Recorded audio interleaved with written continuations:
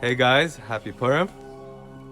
This week's video is dedicated to the complete recovery of Masha Bas Tetzave. First of all, thank you to everyone who came out last night. It was so nice to see so many of you in person after so long. And you know, last year Purim is when a lot of this craziness all began, and God willing, this year's Purim is the end of it. It's the bookend. From here all on up. And Purim is such a joyous holiday.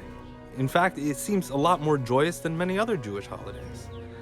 And the reason why that makes that's so interesting is because when you look at the Purim story, there's something that's lacking compared to the other big holidays. And that is a big open miracle. You know, on Hanukkah, you have the oil lasting for 8 days, a small group defeating against huge odds.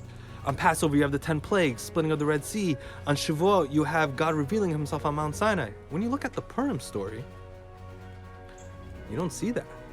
In fact, it's the reason why the name of God is not anywhere in the Megillah. It's because God is behind the scenes the entire time. It's one of the reasons for the name Esther. Aster. She was hidden. She hid her Jewishness.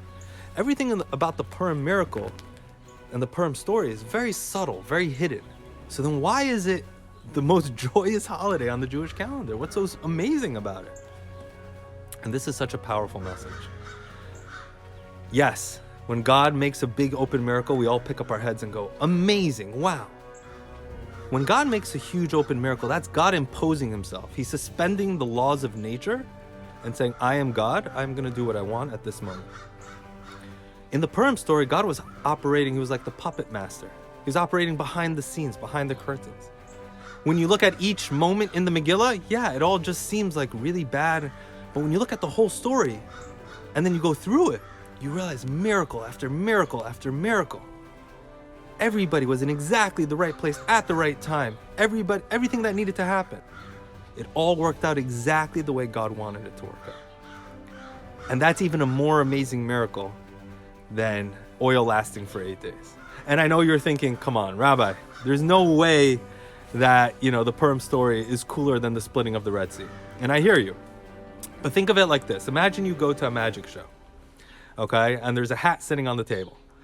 The magician walks over to the table, pulls the hat away, and plops a rabbit down on the table and goes, ta-da! Are you going to be impressed? Or are you going to be more impressed if he walks over to the hat, snaps his finger, waves his hand, and boom, it turns into a rabbit? When God imposes himself on nature, that's what he's doing. He's walking over to the table, pulling the hat away, and plopping the rabbit down. He's opening the curtains and revealing that he is God. Is that more impressive than if he just operates within nature?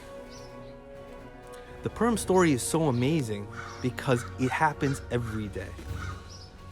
We live in a miraculous world, and we've become so accustomed to it that the only time we pick up our head is when God imposes himself or does something supernatural.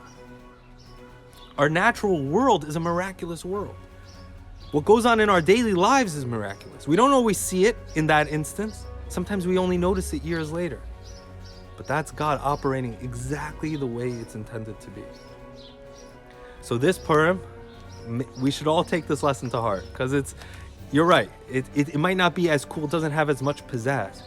But the reason why Purim is so joyous is because that is the lesson. The message is God is operating miracles every single day. We just have to take more notice. Shabbat Shalom, L'chaim. Have an amazing and joyous and happy Purim.